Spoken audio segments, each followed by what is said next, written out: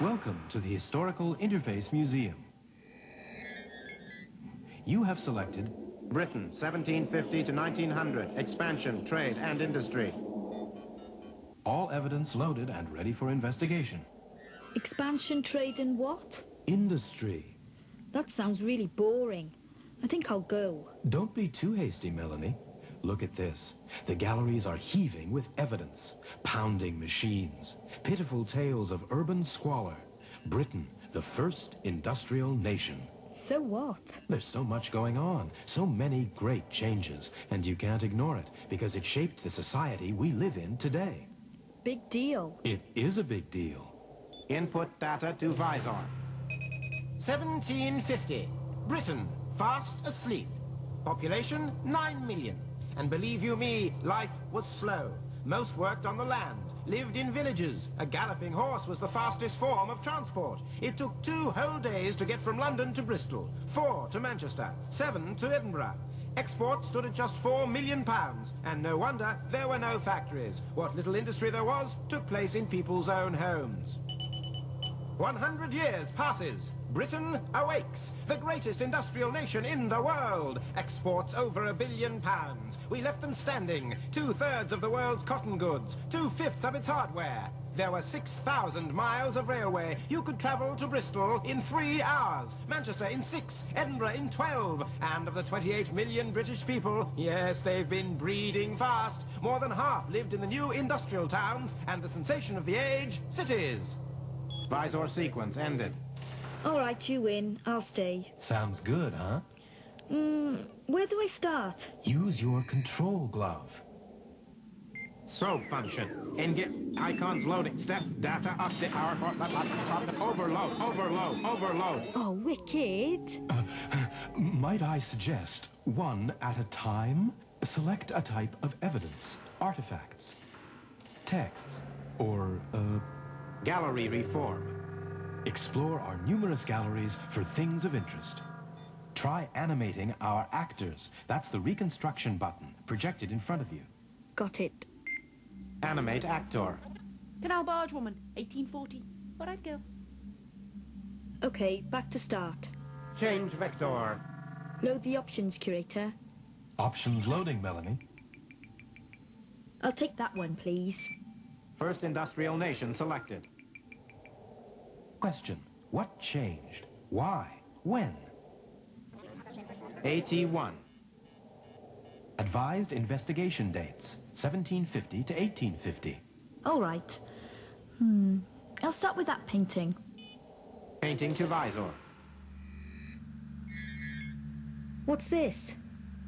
An industrial city circa 1850. Ugh. Contrast. Painting through. Britain, 1750. Better without all those smoky chimneys. I'll have a text. I cannot but remember with some satisfaction that having 2 foreign gentlemen with me, how they were surprised at the beauty of the countryside, and how they looked at one another, and then again, looking around every way in a kind of wonder, one of them said to the other that England was not like other countries, but it was all a planted garden. They had... End text. Why did you interrupt? Defoe's Tour of Britain is the classic text for describing Britain in this period. I don't want planted gardens. I want to know what people were like. Then select Reconstruction.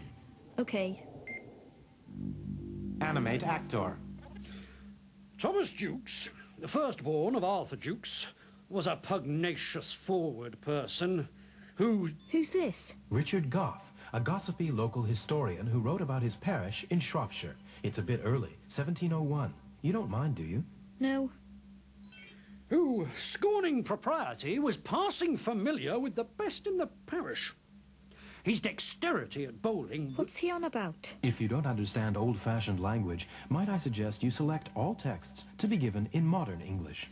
Okay. Adaptation selected. Thomas Jukes mixed with his betters. He was a great bowler, and often played with Sir Humphrey Lee at a bowling green on Haremere Heath. And he'd show no more respect to Sir Humphrey than if he'd been a ploughboy. He'd tell him, "You cheat," and sometimes throw a ball at his head, and ooh, they'd part in anger. But within a few days, Sir Humphrey would take Jukes with him to play bowls again, and if they didn't fall out, would take him home afterwards and get him drunk. I often heard the two of them were so drunk. Why is it such a big deal if they play bowls together? Society then was much more ordered than it is today. Everyone knew each other, and people knew their place, or were meant to. Even where you sat in church mattered. The better the pew, the more important you were. I'll take a probe. Probe selected.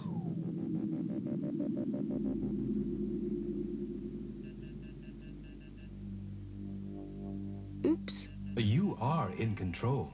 Oh, sorry.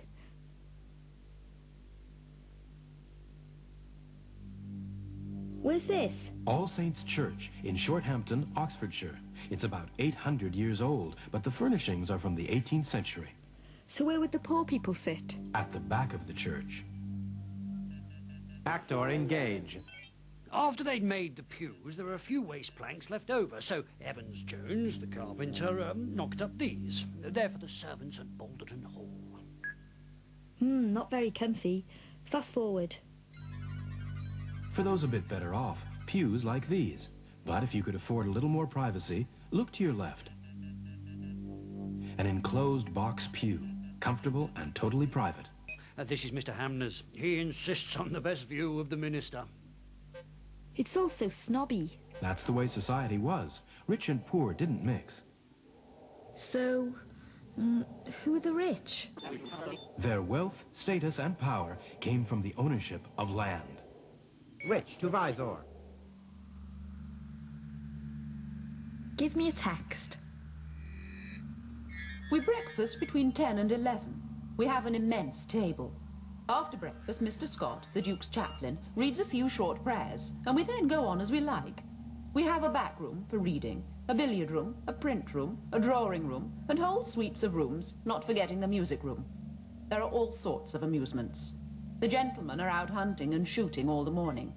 We dine at 4:30 or 5, later to tea, and then to cards about 9, play till supper time. It is pretty late by the time we go to bed. Oh, lush. As long as you were one of the lucky few. Contrast. What about living here? No thanks. Take a look around. All right.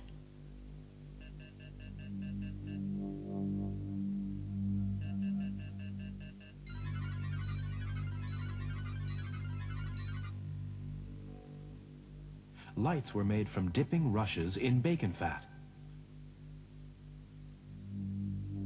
One room to live, cook, eat in. They made their own clothes and their own furniture.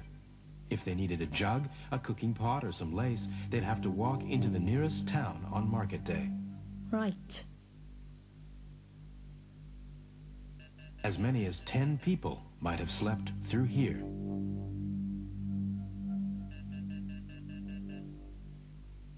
That's all of it. It's what life was like for most people. But they had so little. Just enough to scrape by. Text to Visor. Their ploughed land gives them straw to thatch their cottage and to feed their cow in winter. Also wheat and barley for bread, and in many places beans or peas to feed a pig or two. The pigs are for meat, and the cow gives a breakfast and supper of milk 9 or 10 months in the year. Work is hard, up at dawn and bed at sundown. Children have to help as soon as they are strong enough to hold a broom or carry timber. Right. 1750, I've sussed it. The rich owned the land and the poor worked on it.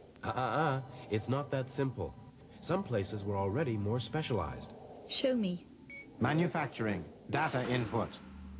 Belfast, linens. Fife, coal. Glasgow, linen, muslins, That and... one. Selection. Glasgow. They make cloth so fine that great quantities of them are sent into England and sold there at a good price. They are generally striped and are very much used for aprons by the ladies and sometimes in headcloths by the poorer women. Newcastle, coal and glass. Lancashire, fustians and soap. Halifax, woolens.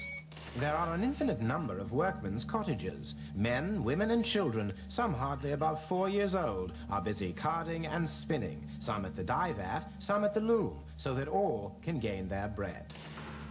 Sheffield, cutlery and nails. Rapid data. Derbyshire, Leicester, and Knott, Stock, Stoke, Bottery, Kidderminster, Cork, Whit. All right, I get the idea there was lots of industry, but I don't understand. I thought the whole point was that there wasn't any industry. The word industry then just meant hard work. The term for making goods was manufacture, from the Latin, making goods by hand. By hand? Using muscle power, as opposed to machine. Don't understand this. All right, take cotton. Why? Why take cotton? Because cotton was the first, finest, and fastest growing factory-based industry in the world. Look. The humble spinning wheel. In 1700, it took one woman 1 day to spin enough cotton yarn for only ½ a meter of woven cloth. In the same time, a weaver could produce 3½ meters of cloth. So, you want to spin faster? Cue the inventors. Rapid data. Kay's Flying Shuttle, 1733. Daniel Watt, 1745. R. Green Spinning, 1760. Arkwright's Waterfront, 17... Till by, say, 1830, using spinning mules, one operator could produce 3,500 times more in a day than that spinning wheel in 1700. And one weaver, operating 4 machines, could produce 200 meters of finished cloth. That's 60 times more than before. By now, all the important processes in the cotton industry, spinning, weaving, carding, printing, dyeing, folding, ginning, and propping, were done by machines. Turn it down! They're amazing. So that's what caused the changes, yeah? Muscles to machines. Not quite. Causes industrial change. All right. That one. Power, selected. Gallery reform, power. Harness a power source and there's no stopping you. 1 machine, 2, 4, 100, and that lot won't fit in your front room, so factories are born. Make a selection. Wind, water, steam. Yeah, that one. Steam to visor. Steam engines represent at the present time the power of 300,000 horses, or of 2 million men, strong and well fitted for labor, who otherwise would have to work day and night without interruption or sleep.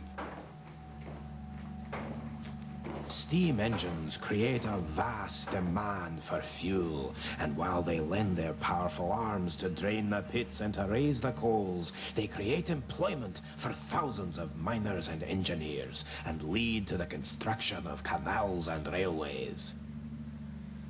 It is by iron fingers, teeth, and wheels, moving with exhaustless energy and devouring speed, that the cotton is opened, cleaned, spread, carded, drawn, roved, spun, wound, warped, dressed, and woven. All the machines are moving at once, and all derive their motion from the mighty engine. Output soars. Hold on. Look, I understand we've got machines and steam and people making more, but so what? Never before had there been huge buildings in which hundreds of people worked regular hours tending machines. Yeah? Factories not only changed the way people worked, they changed their whole way of life. They moved from their villages into towns and cities. Thousands of houses were built. In 1851, for the first time in history, more than half the population of Britain was urban. Okay, I'll have another text. Text selected. As we are looking around us in astonishment, our coach rolls towards the valley. The further we go, the denser are the houses collected along the roadside. Round about, all the valleys appear to be steeped in flames. We hear a hissing and a rattling when we rush past the windows of the factories. The sun darkens as if a cloud has enveloped it. Suddenly it is evening on a bright day. Then the hooves of our horses beat upon the pavement of the street, and we have reached the foot of a hill. We stop in the dark alleyways of a dirty, evil-smelling town. It's gross. What a change. It didn't happen everywhere. It was confined to the new industrial regions. For everyone else, life carried on much as before. And were they still rich and poor? Select a reconstruction. Okay. Player engaging. Active screen. Actor engage. Even in death, society is divided. In our city cemeteries, the poor are buried in mass graves, whilst the rich outdo each other with their fancy tombs. Come the last judgment, no doubt the first-class corpses will be first into heaven. The poorer workers live in small houses in narrow streets, all joined and jammed together to save space for the landlords. They shop at the smallest shops. They drink in public houses. They frequent pawn shops. They get their music in hideous singing rooms. They sit in the gallery at the theatre. They have no books, no church, no art. What about the rich? Oh, there were rich, all right. The big landowners were still there, but they'd been joined by a new breed, the rich mill owners, who built themselves mansions in the new Gothic style. They drink in the grand hotels, occupy the boxes at the theatre, and the front seats at the best concerts. They have cushioned seats nearest the pulpit in church, have bookcases, wine cellars, private carriages. They often started out poor, but they'd risked their money on the new machines, employed hundreds of workers in their factories. Those that succeeded made a fortune and demanded a say in the running of the country. So nothing's really changed. Still rich and poor. Caution. Player rotate left. The big change from 1750. Still a few at the top, but not so many at the bottom. There was a huge growth in the number of people in the middle of society. Who were they? The middle class. Visuals to visor. Another text. It is one of the great beauties of our system that a working man, with a little hard work and good behavior, may improve his way of life and achieve a higher status in society. As industry expanded, more and more people were needed. Clerks and office workers to keep the paperwork under control, under-managers to keep business going, shopkeepers, station masters, salespeople, many of them becoming better off as a result. All right, give me a middle-class house. They live in pleasant streets, but with few trees. Drink their beer in the smaller hotels. Buy a newspaper or two. Have a few cheap pictures on their walls. The inevitable oil portrait of the head of the family and his wife. And in all of these, and 100 other little ways, the new middle classes made their position clear, below the rich landowners and industrialists, but above those who earned their daily bread through manual labor. So, what changed? Why? When? All systems disengaging.